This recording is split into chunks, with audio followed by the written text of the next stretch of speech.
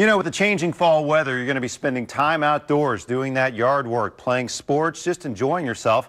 And it's more important than ever to make sure you're protected from the threat of Lyme disease. With me now to talk more about it, Dr. Thomas Mather, University of Rhode Island, and also with tickencounter.org. Lyme disease, we hear a lot about it. We think about ticks in the summer, but maybe we don't think about it as much as the fall weather cools off. Should we be thinking about ticks? Well, it's really interesting that you asked that question because ticks have different seasons, and different types of ticks have their own seasons. And right now we're just getting ready to launch into the adult stage black-legged or deer tick season. They actually come out after the first frost, and they'll be active any warm day through the winter and into the spring. So I think a lot of people start to maybe let their guard down this time of year and say, well, it's cooling off, the ticks are going into, maybe hibernation. You say just the opposite. They're actually kicking up activity. Yeah, this is their peak season. We like to think of it as they come in like a ticknado, right? just swarming all of a sudden.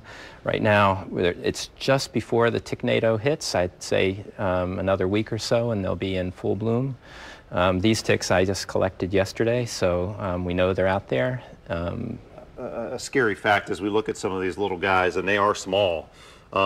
You say when you go out and do tick collections around the mid-Atlantic, for example, sometimes 80% plus are infected with Lyme disease. It can be that way. And they also carry other germs that can make you sick as well.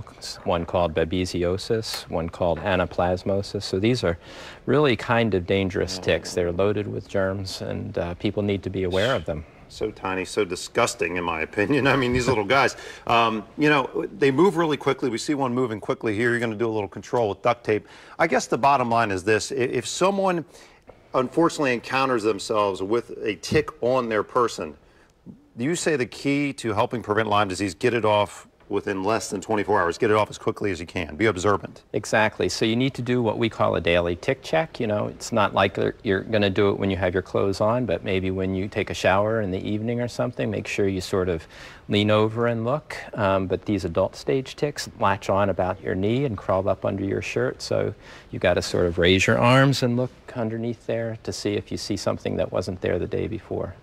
Check the kids as well, check the pets especially.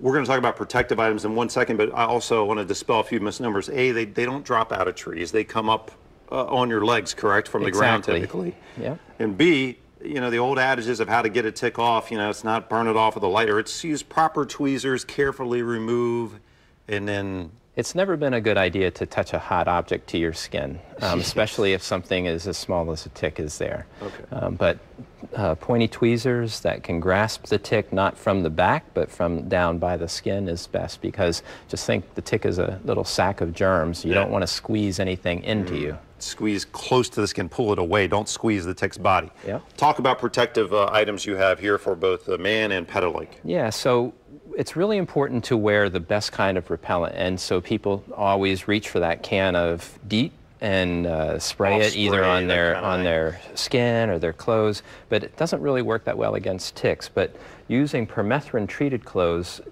clothes like socks treated with permethrin, pants treated with permethrin, a company called Insect Shield has a great line of products here for pets too, so you can use a pet t-shirt if you don't want to put greasy stuff on your dog because it doesn't go out most of the time, but you're like a weekend warrior with your pet. Go for a long walk or something. Yeah, right. So good to remember that.